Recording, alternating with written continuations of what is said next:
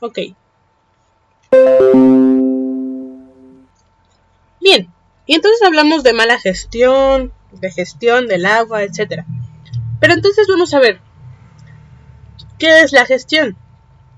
¿Qué es el manejo? ¿Y qué es la cogestión? A ver, vamos a ver.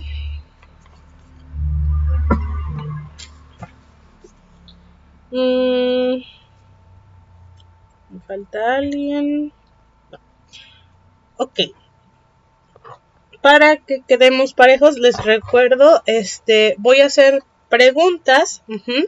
Voy a decir quiénes, a quiénes van dirigidas las preguntas, más que nada para que se completen sus participaciones. Pero cualquiera puede responder. No hay limitante. Entonces, lo primero. A ver, Luis, por favor. Y Brenda. ¿Qué creen que sea? No. ¿A qué creen que se refiera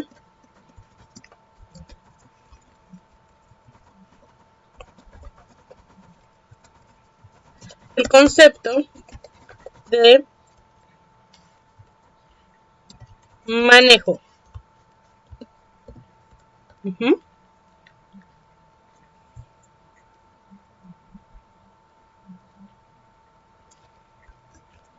Luego, Juana y Lideriana.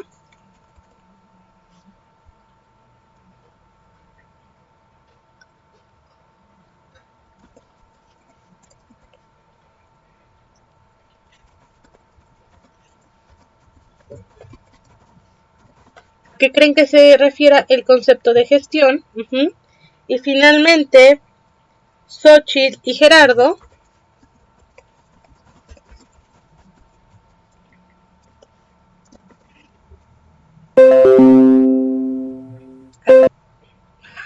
¿Qué creen que se refiera el concepto de cogestión?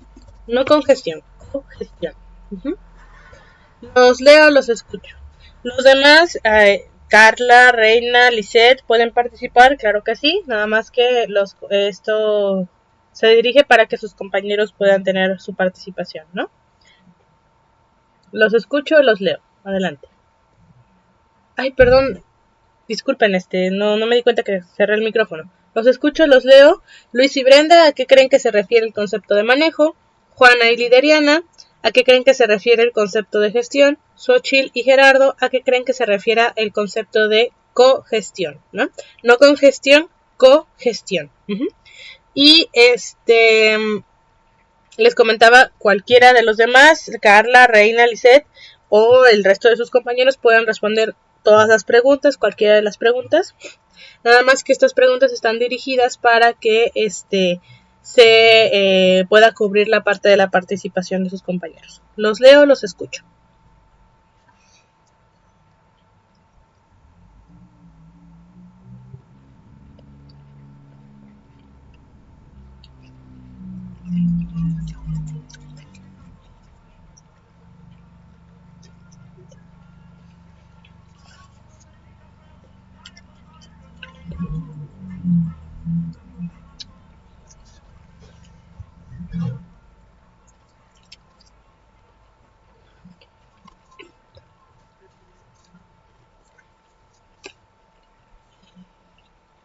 Ok, Brenda dice, manejo se refiere a la acción de organización, dirigir un objeto o situación de manera específica. Ok.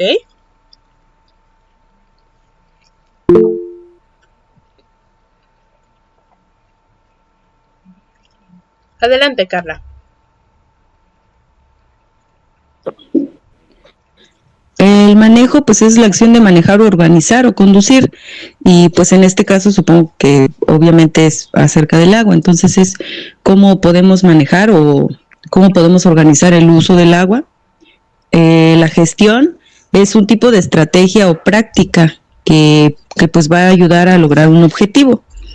Y la gestión, bueno, es asumir y llevar a cabo alguna responsabilidad que tenga que ver con el proceso de cómo procurar el buen uso del agua, el buen manejo y cómo se coordinan las autoridades a las que les corresponde realizar esta actividad. Muy bien, gracias, Carla.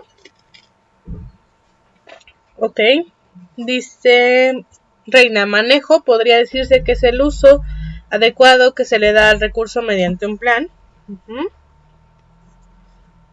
Xochitl, yo entiendo por cogestión al reparto de responsabilidades y beneficios entre diferentes personas que conforman una organización para la gestión de alguna actividad.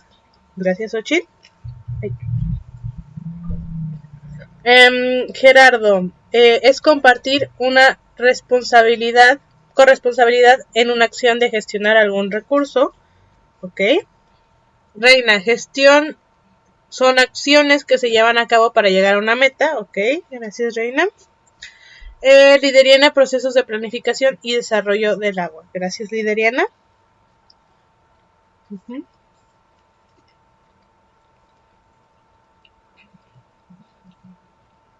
Falta Juana y Luis, pero me parece que Luis salió de la reunión.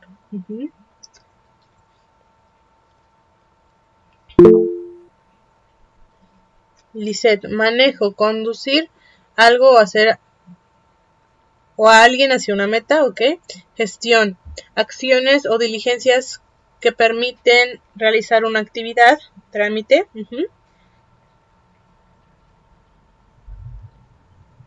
Cogestión, participación de trabajadores y organizadores compartiendo una responsabilidad para la realización de una gestión. Gracias. Brenda, gestión es un sistema formado por diferentes pasos a seguir para alcanzar un determinado objeto para el que ha sido creado. Gracias, Brenda. Híjole, se salió Juana. Ok, bueno. Ahorita que regresen sus compañeros. ¿Qué preguntas les tocaron a Juana? La gestión y Luis manejo. Ok. Bien. Bueno, entonces vamos a la parte de manejo, ¿no?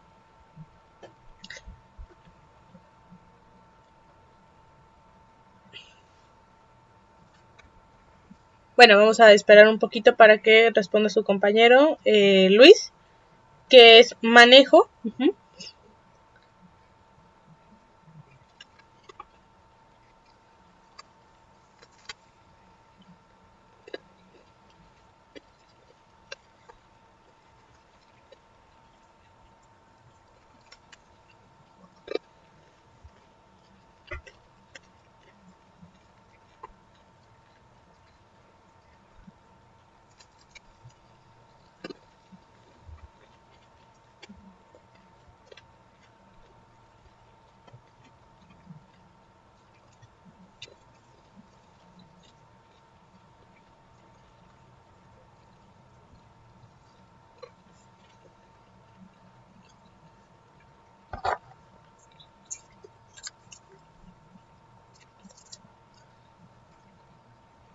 Gracias, Luis. Entonces dice Xochitl, una gestión es un conjunto de procedimientos y acciones que se tienen que realizar para alcanzar algún objetivo.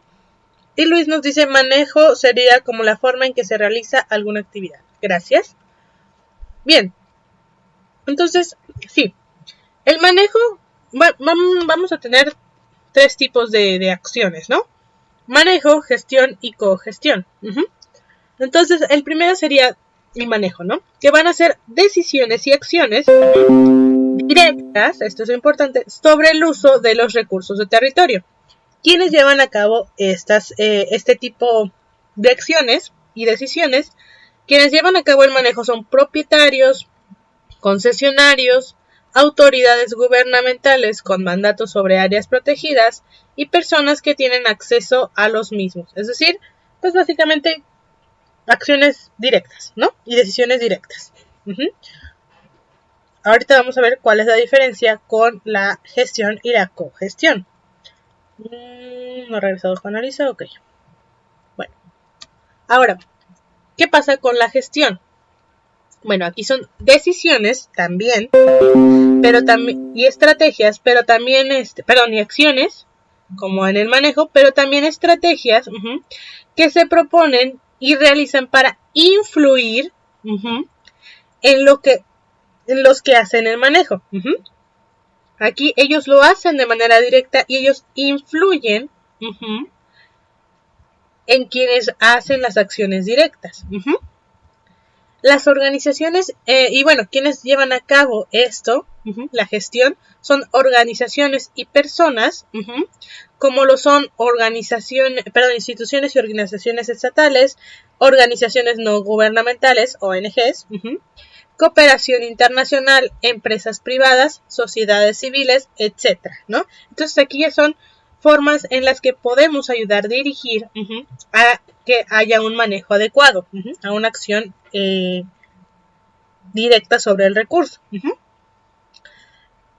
Y bueno, aquí entonces se crean condiciones e incentivos o estímulos para ayudar a un buen manejo.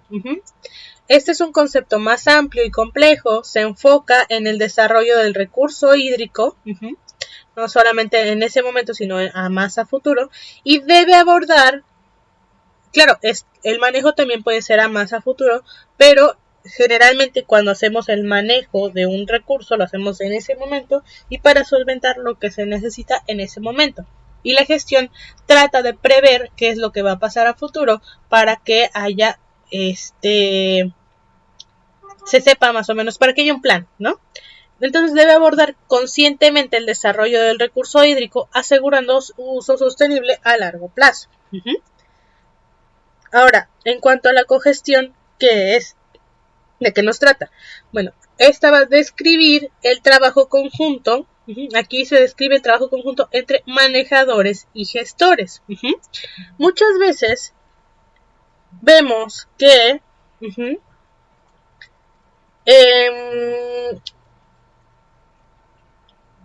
y creo que lo hemos visto varias veces, ¿no? Que hay ciertas necesidades en cuanto al recurso, y entonces estas instituciones, organizaciones que se encargan, muchas veces las estatales, pero también de otro tipo, las ONGs también,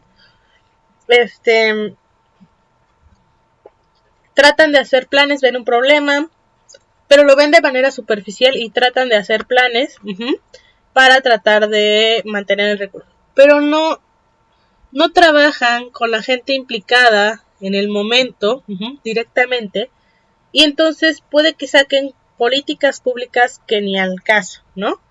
Hacen lo que creen que sería mejor, pero no se involucran realmente con las personas que están al pie del cañón, básicamente, ¿no? Quienes están trabajando directamente con este recurso. Y entonces esto provoca discusiones, desigualdades, malos manejos al final de cuenta. ¿Por qué? Porque las necesidades son unas y los planes son otros, ¿no? Y entonces muchas veces nos vemos en la situación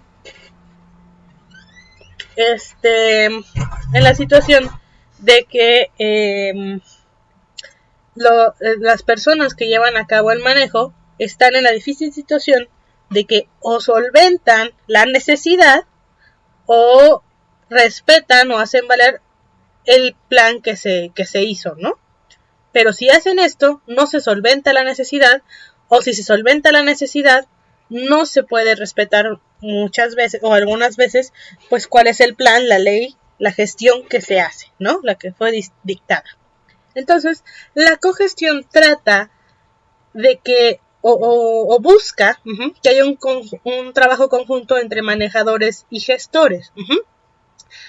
Va a articular el manejo y la gestión, y entonces va a coordinar e incorporar las acciones de todos los actores del territorio para no duplicar esfuerzos y optimizar los recursos. Entonces van a hacer las acciones, ¿no? Ejecutar de forma ordenada las actividades planificadas, manejar y reducir los conflictos de intereses y ayudar a que las organizaciones del territorio cumplan con las responsabilidades delegadas. Y bueno, esto es muy importante, también en esta parte de reducir los conflictos de intereses. Hace rato estaba yo mencionando esta parte en donde muchas veces por la parte política se le pone más atención a las grandes urbes y a las partes donde económicamente están favorecidos, ¿no? Y entonces, ¿esto qué nos genera? Que este conflicto de intereses evite darle lo justo, lo apropiado a todas las partes y le dé más a quienes ya de por sí tienen cierta ventaja y le den menos a quienes pues no les conviene como votantes porque son poquitos o no tienen tanta voz, etcétera, ¿no? Entonces, pues esto busca reducir estos conflictos, ¿no?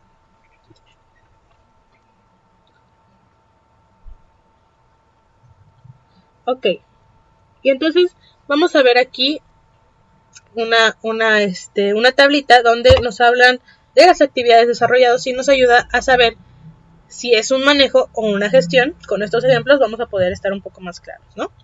Planificar actividades a mediano y largo plazo. Cuando planificamos, actividades a mediano y largo plazo, hablamos de gestión. Cuando hablamos cuando el trabajo se concentra más en los elementos biofísicos, vamos a hablar entonces de manejo. Cuando son importantes el trabajo de comités de manera organizada, vamos a hablar entonces de una gestión. Si hablamos del fortalecimiento de las capacidades de gestión a través de capacitaciones y ejecución de proyectos, pues bueno, vamos a hablar de la gestión, ¿no? Cuando abordamos los elementos biofísicos, nuevamente ambientales y socioeconómicos, vamos a hablar más bien de manejo. Cuando hacemos diagnóstico de problemas, sus causas, soluciones y potencialidades, fortalezas y oportunidades, con actores clave, algo más directo, hablamos de manejo, pero también de la gestión. Aquí ya sería algo como cogestión. O sea, la cogestión está aquí tratando de unificar a ambos, que haya comunicación, pero aquí pues bueno, tienen que haber más comunicación porque se aplica en el manejo y en la gestión. Cuando hablamos de diagnóstico participativo que involucre a la mayor cantidad de actores que están trabajando en el territorio, vamos a hablar de una gestión. Finalmente, cuando organizamos y gestionamos la implementación de acciones y proyectos, vamos a hablar de una gestión. Ok. ¿Vamos bien hasta aquí, jóvenes? ¿Dudas? ¿Comentarios?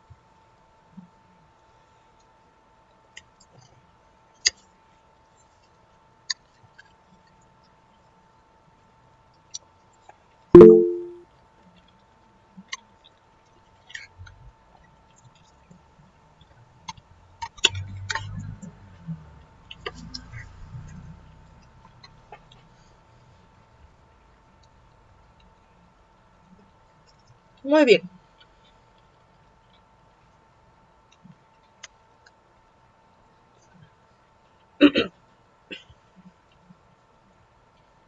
Disculpen. Entonces, para resumir esta parte.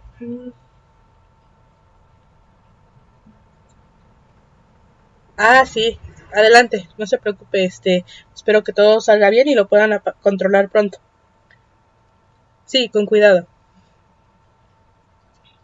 De todos modos voy a grabar se está grabando la clase para que la pueda consultar más adelante, ¿no?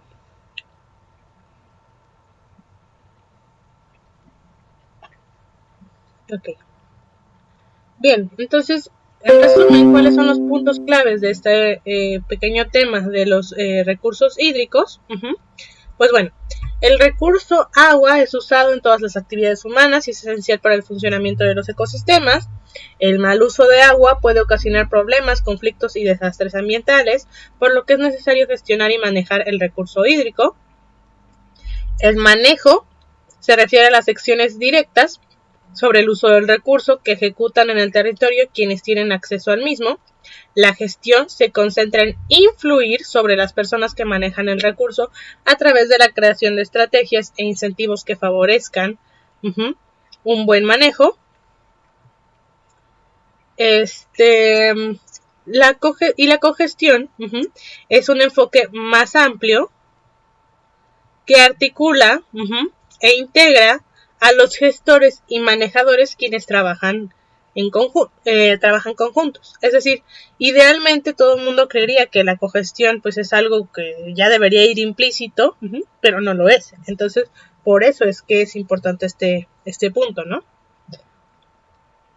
Y bueno, la consigna es el trabajo coordinado. Las intervenciones en el territorio deben ser de forma ordenada, integrando las acciones de todos los actores del territorio para aprovechar los recursos técnicos y financieros disponibles de mejor forma, orientados a un desarrollo sostenible. Bien. Ok. Ahora, vamos a empezar a ver pues cómo empezamos a encontrar el agua, de dónde viene, etcétera, ¿no? Y por eso vamos a ver esta parte de las zonas de recarga hídrica. ¿Qué creen que sea una zona de recarga hídrica? ¿A qué les suena? No lo buscan en internet. ¿Qué creen que sea?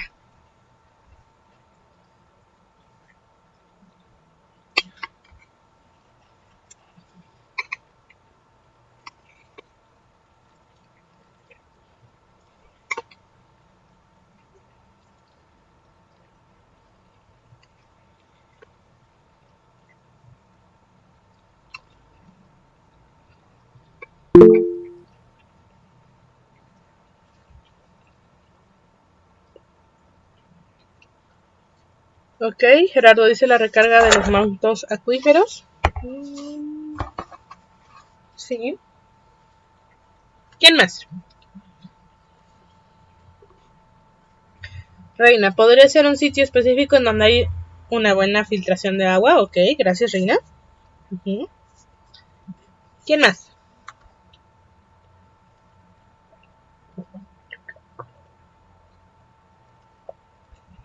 Así es, las filtraciones hacia el interior de la Tierra. ¿Alguien más?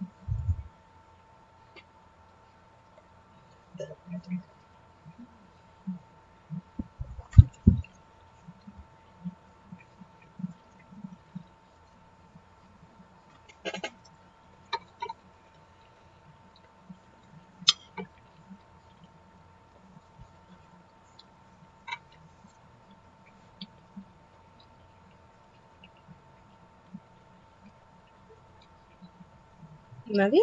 Ok. Bien. Entonces, ¿qué son las zonas de recarga hídrica? Básicamente son áreas donde se produce, entre comillas, el agua. Que están cerca o continuas a las fuentes o nacimientos de agua. Y básicamente más que nada es lo que ustedes dicen, ¿no? Donde se infiltra el agua, donde empieza a acumularse el agua, ¿no? ¿En dónde se encuentran? Suelen encontrarse en pendientes suaves, de suelo suelto y permeables, con piedra porosa. Están cubiertas por árboles, arbustos y vegetación herbácea. ¿Para qué? Pues para que no se deslave tanto y pueda haber oportunidad de que se vaya acumulando. Y bueno, aquí habla pues de la retención de agua y suelo.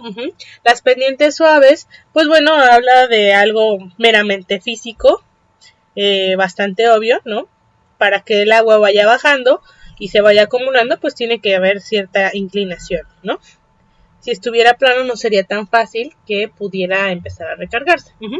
Luego también suelos sueltos y permeables y con piedra porosa. ¿Por qué? Porque se están infiltrando, el líquido se va filtrando hasta llegar a un lugar en donde se acumula lo suficiente y es lo suficientemente impermeable para que empiecen a crearse los ríos, los arroyos y luego los ríos. Entonces aquí tenemos, por ejemplo, algunas áreas de infiltración, las inclinaciones, y entonces se van acumulando hasta llegar a formar un caudal o un lago o lo que vayamos a el cuerpo de agua, ¿no? Pero muchas veces, pues bueno, son ríos.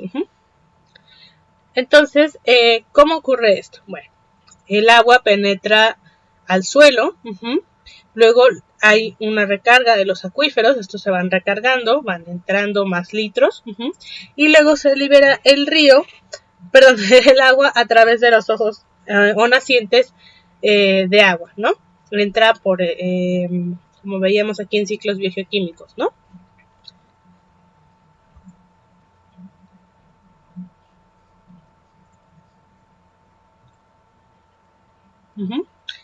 Entra, se infiltra por aquí, y luego vuelve a salir por acá, ¿no? En ríos, lagos, manantiales, etcétera, ¿no? En los ojos de agua.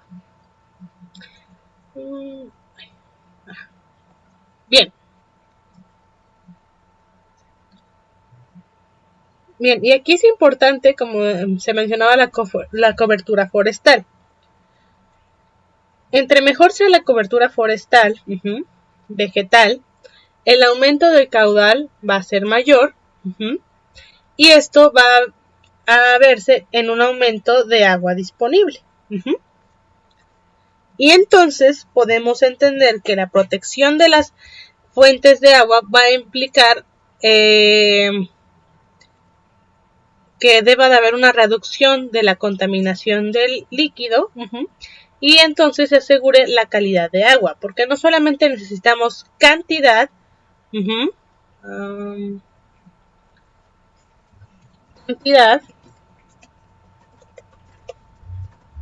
también calidad, ¿no?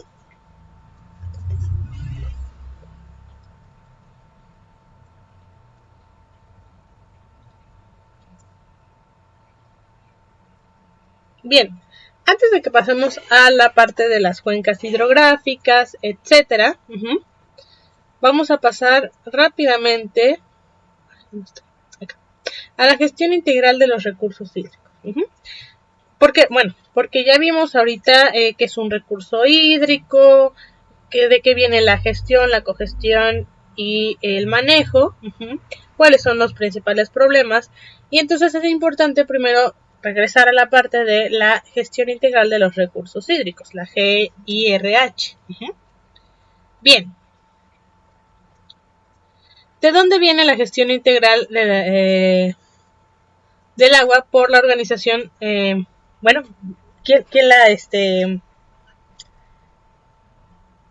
la dirige básicamente? ¿Quién se hace cargo de esta gestión y de estos planes de manejo, etcétera? Pues bueno, la Asociación Mundial para el Agua, el Global Water Partnership, ¿no? Bien, esto fue esta gestión o la necesidad de esta creación de la gestión y de esta asociación nace de la Conferencia Internacional sobre Agua y Medio Ambiente realizada en Dublín, y después entonces se creó la declaración de la GIRH, Gestión Integral de los Recursos Hídricos, y finalmente en el año de 1992 en la Cumbre de la Tierra en Río, durante la Conferencia de las Naciones Unidas sobre el Medio Ambiente y el Desarrollo, pues bueno, se hizo la declaración para la gestión integral de los recursos hídricos, ¿no? Ok.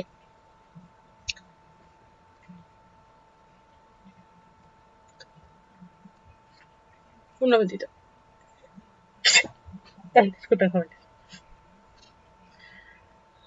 Bueno. Ok. Entonces, ¿qué busca la gestión integral de los recursos hídricos? Bueno, busca que haya un proceso que promueva el desarrollo coordinado del agua, la tierra y recursos relacionados para maximizar el bienestar humano de manera equitativa, sin comprometer la sostenibilidad.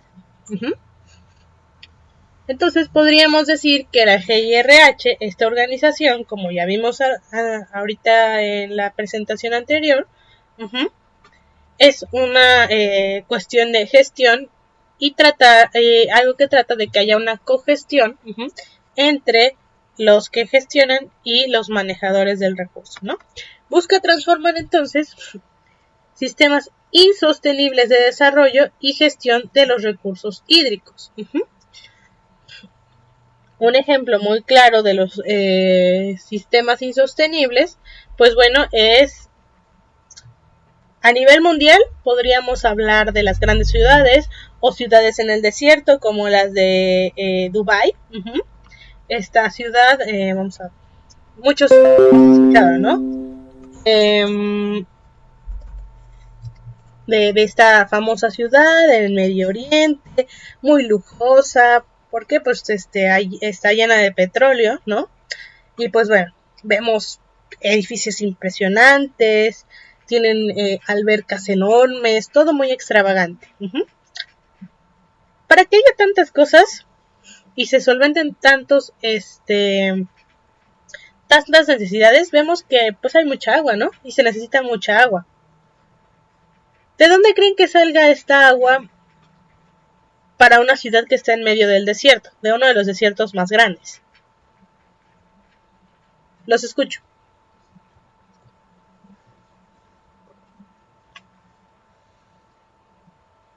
O los leo. Los escucho o los leo.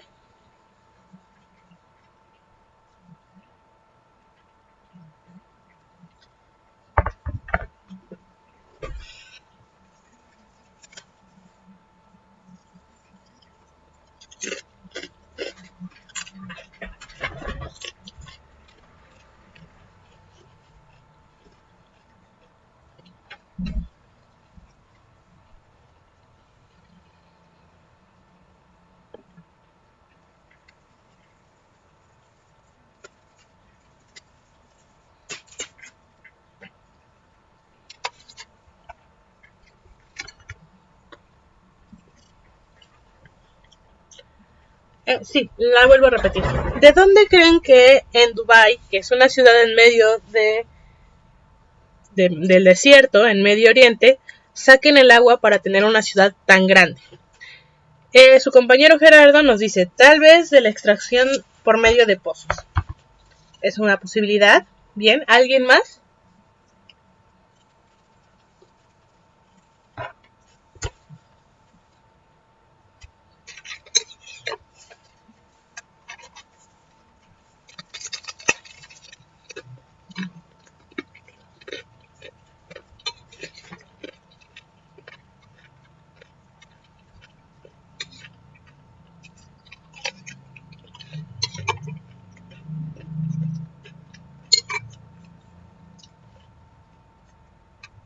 Ok, extracción de mantos. Gracias, Reina. Bien, efectivamente. Cuando hemos visto la clase de ciencias naturales, los ecosistemas, o incluso en las películas, en la tele, que es algo muy famoso cuando hablamos del desierto, ¿no? Uno, pues casi no llueve en el desierto, está todo bastante pelón, por decirlo así. Hay algunas plantas que sí mantienen el agua, poca vida, bueno, la vida no es muy diversa, sí es muy específica, pero no muy diversa, porque pues es difícil de vivir ahí, ¿no? Ok. Y en estos sabemos que el agua, las fuentes de agua, han sido pues las plantas, ¿no? Algunos cactus, etcétera. Pero bueno, de ahí no pueden sacar tanta agua, ¿no? Para una ciudad tan grande. La otra son los oasis, ¿no? Aunque son muy raros, los oasis son muy raros. Entonces, ¿cuál sería la otra opción? Pues como dicen sus compañeros, pues agua acumulada debajo de la tierra.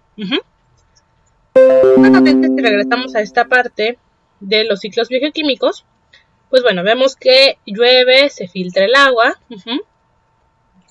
y hay lugares de agua subterránea donde vuelve a subir de inmediato, y otros donde el agua se queda ahí durante mucho tiempo, se almacena mucho tiempo. Cuando vimos esta parte del tiempo de residencia promedio de las moléculas de agua, recordamos esta parte, ¿no? Del recambio de agua, de las moléculas. ¿Cuánto tiempo tardan en ser sustituidas todas las moléculas de agua en un momento por otras completamente nuevas? En los seres vivos, 1 semana. Es decir, todas las moléculas de agua que tenemos justo en este momento, en 1 semana van a ser otras moléculas. De agua también, pero ya habremos tenido nuestros propios desechos, habremos consumido más agua, bebido más agua, pues, hecho intercambio gaseoso de agua, etcétera, y ya se habrán intercambiado todas las moléculas. Veíamos que en la atmósfera son 1.5 semanas, ríos 2 semanas, humedad del suelo 2 semanas a 1 año, y vamos subiendo, ¿no? Y luego veíamos que uno de los que llegan a tardar más son las aguas subterráneas. Si bien pueden tardar 2 semanas como los ríos, y es un poquito más que el atmosférico y biosférico, pueden llegar a tardar hasta 10.000 años en promedio. ¿Por qué? Porque hay agua que incluso se puede, digamos, fosilizar, y puede llegar a hacer que se infiltre el agua, pero no tenga una salida, o que se haya infiltrado, se haya movido la tierra y ya no tenga ni una entrada ni una salida. Entonces esta agua pues es materia, y sabemos que la materia no se crea ni se destruye, solo se transforma. Entonces pues ahí va a seguir, no va a desaparecer por arte de magia, a menos de que se filtre a otro lado. Pero como no tiene entradas ni salidas, ahí se queda. Bien. Ahora, estábamos hablando del recambio de agua. Para que haya un recambio debe de haber una salida y también una entrada. En estos lugares como Medio Oriente, la entrada fue hace mucho tiempo, o ha sido poco a poco durante muchos cientos, incluso miles de años, ¿no? Y no ha tenido una salida hasta que se encontró el pozo. Entonces, digamos que estos pozos son muy grandes, pueden ser muy grandes. Pueden ser muy grandes, no sé, imagínense. Tienen 1.000.000 de litros, ¿no? Muchos más seguramente, pero vamos a ponerlo por poner un número, ¿no? Por poner una cantidad.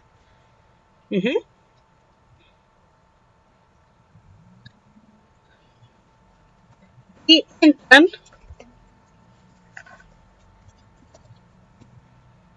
no sé, 1 litro cada 10 años, ¿no? Y están sacando 1.000 litros diarios. O bueno, básicamente algo así, ¿no? Entonces, si entra bien poquito y sale muchísimo, esto se va a acabar en algún momento. O incluso, si no está entrando nada, disculpen, porque esta agua ya está fosilizada y estamos sacando agua, pues se va a acabar en algún momento. Entonces, este es uno de los grandes riesgos de mala explotación de estos lugares. Entonces, aquí buscan transformar sistemas insostenibles. Este es un gran ejemplo de un sistema insostenible de desarrollo y gestión de los recursos hídricos. ¿Por qué? Porque, bueno, toda esa agua se está extrayendo, se está desperdiciando en varios lujos, y entonces en algún momento se van a quedar sin agua.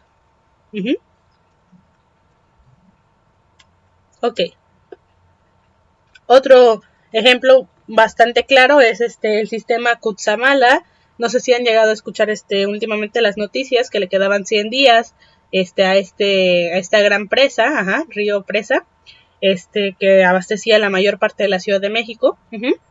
Ha sido tan sobreexplotado que ya solamente le quedan 100 días a la Ciudad de México para tener agua. ¿Y de ahí qué va a pasar?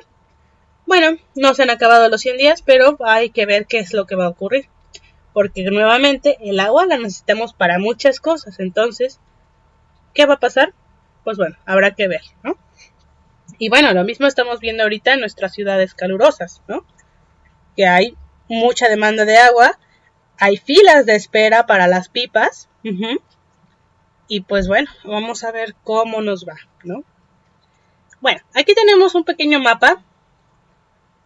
Sí se ve muy distorsionado, pero básicamente vemos aquí que está América, África, Europa, Asia y Oceanía.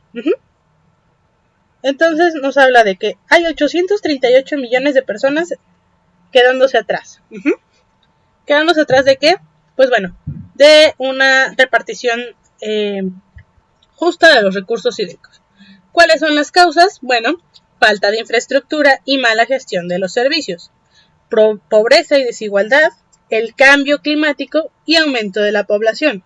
El cambio climático también es muy importante. Como les comentaba, si bien en algunos lugares estamos adecuados a que llueva bastante, en otros lugares están adecuados a que casi no llueva, y este cambio climático provoca que haya menos agua en donde debería haber más y haya muchísima agua en donde debería haber menos. ¿Qué nos provoca aquí? Sequías e inundaciones, entre otras cosas. Y entonces aquí tenemos un mapa y aquí vemos que está bastante flaco y aquí bastante gordo. Y vemos, ¿no? Dice, población sin acceso a servicios básicos de agua potable. Y entonces vemos que en América del Norte, básicamente parece que es, bueno, toman a Canadá y a Estados Unidos, son unos 3 millones, el 0.4% de la población, que están sin recursos hídricos. Sí es algo, pero no tanto. En América Central y el Caribe, bueno, son unos 30.9 millones, el 3.7% de la población. En América del Sur son 13 millones, el 16% más o menos. Perdón, el 1.6 me parece. Ahora, en Europa son 4.3 millones, el 0.5%.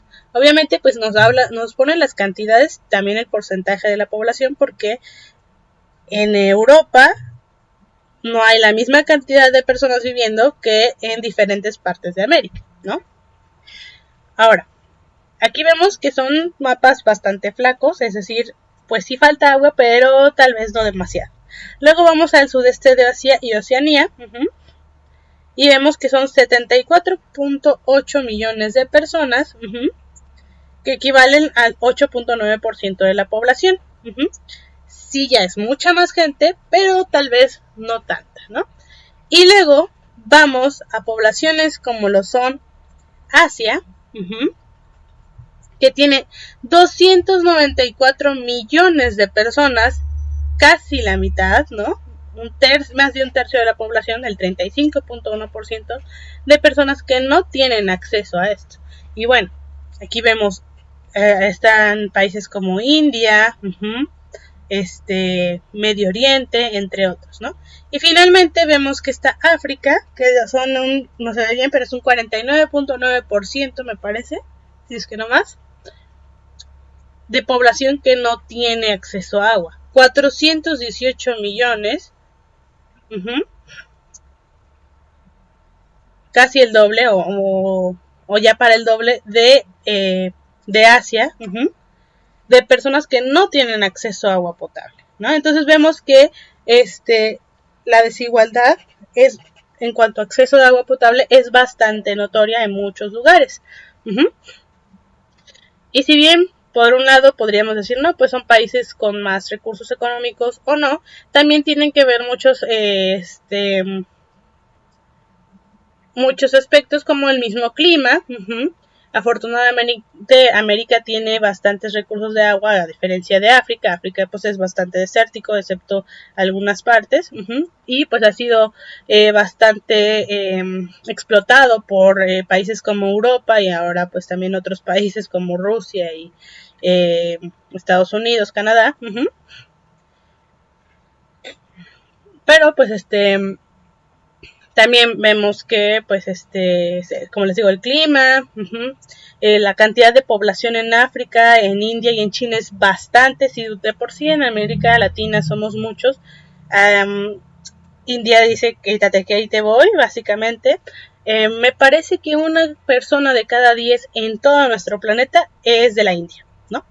Entonces podemos ver la magnitud de cantidad de gente que hay, ¿no? Bueno, ok. Entonces, ¿qué busca? ¿Cuál es el enfoque de la gestión integral de los recursos hídricos? Bueno, este busca un enfoque intersectorial, es decir, que varios sectores de la población sean escuchados, se responda a sus demandas y necesidades. También los recursos hídricos son un componente integral de los ecosistemas, un recurso natural y un bien social y económico. Es importante saber esto. Uno, para la parte ecosistémica. También que son un recurso natural, pero además son un bien social y económico. Lo mencionaban hace rato, ¿no? Uno de sus compañeros. Es que está muy cara el agua. O bueno, que a veces está muy cara el agua. Que se vende muy a un alto precio. Bueno, es que también es un bien económico, ¿no? No estoy diciendo que sí deba ser así, sino que más bien lo notamos en esto, ¿no? Que está o cara o barata o a ver, cualquiera de estas, ¿no?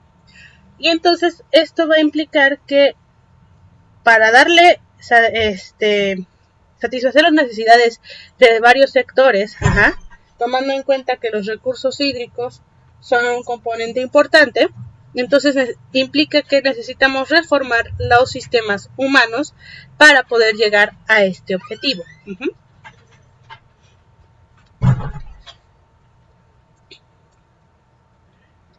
Ahora, ¿cuáles son los requisitos en el desarrollo de políticas y la planificación?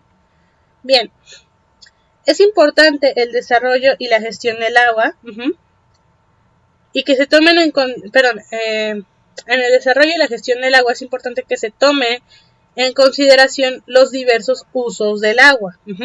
Más adelante vamos a ver cuáles son los usos del agua y cómo los clasificamos. Y el abanico de necesidades de las personas. Que las partes involucradas tengan voz en la planificación y gestión del agua. Por eso es importante la cogestión para que el manejo y la gestión vayan de la mano.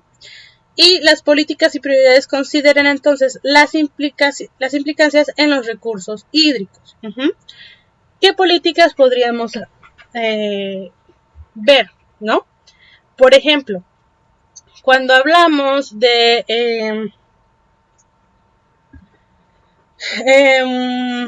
relaciones exteriores. Hace unos años, no sé si recuerdan, no sé si fue el año pasado, no me acuerdo bien. Hubo mucho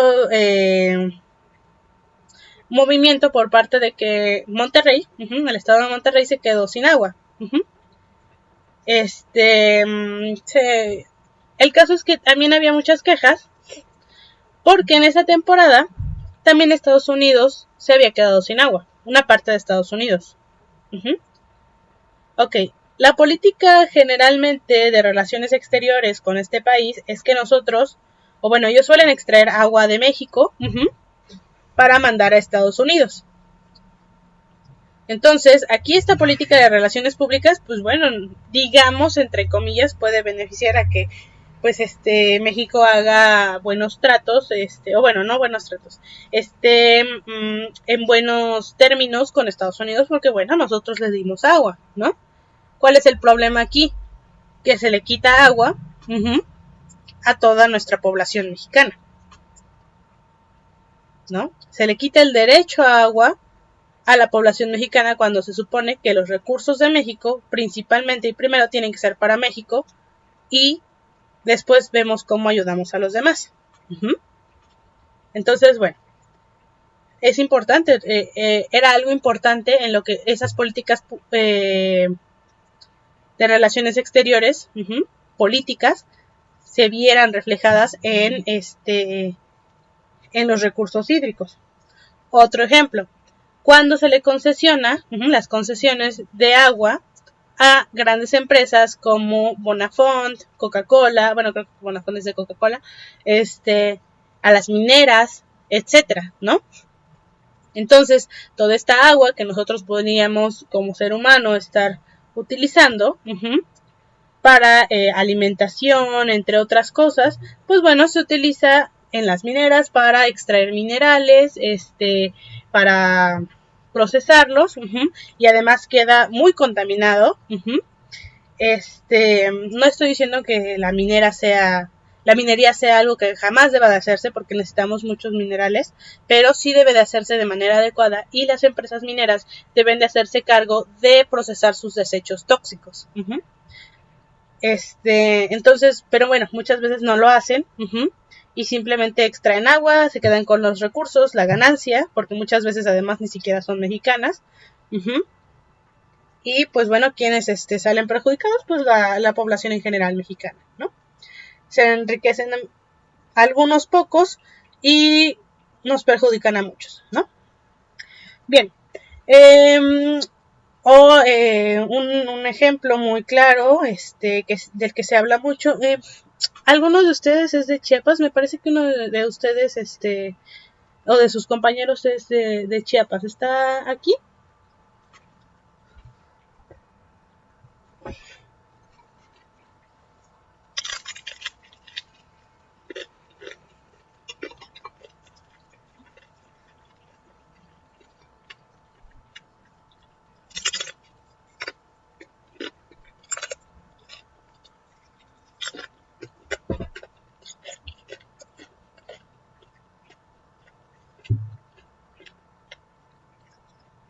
Bueno, me parece que no. Creo que su compañera es una de sus compañeras. Pero bueno,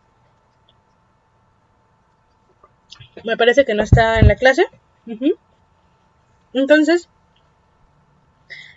bueno, algo que se ha conocido de Chiapas es que creo que estadísticamente es el principal consumidor de Coca-Cola en nuestro país.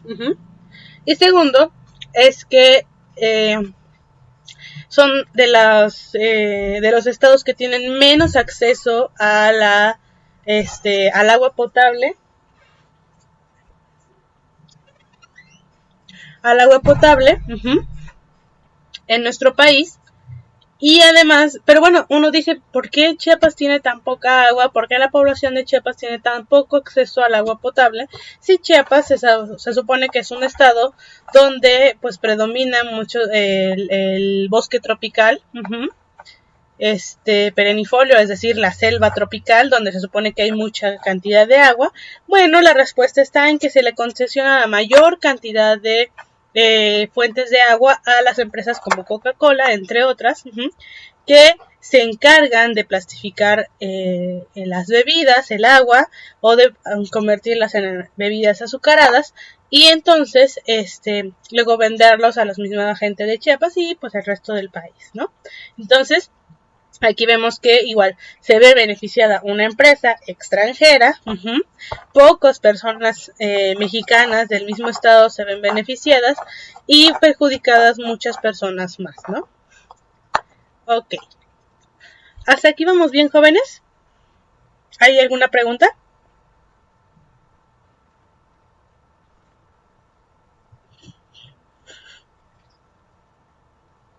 Sí, de hecho, no se preocupe, Lizeth. De hecho, ya vamos a terminar aquí la clase. Ah, bueno, de acuerdo. Entonces, pues vamos a dejar hasta aquí la clase. Vamos a ver en la próxima clase lo último de la gestión integral de los recursos hídricos, y vamos a seguir con con esto de las cuencas hidrográficas y la medición de agua en diferentes partes del ciclo del agua, ¿sale? Para que vayan buscando precipitación, escurrimiento y aforo, que es un pluviómetro, y caudal y evaporación, ¿no? Y evapotranspiración. Es para que lo busquen y lo comentemos en clase, no es tarea, ¿sale? Bueno, ok, pues jóvenes, que tengan muy buena tarde, cuídense mucho, nos estamos comunicando y nos vemos en la próxima clase.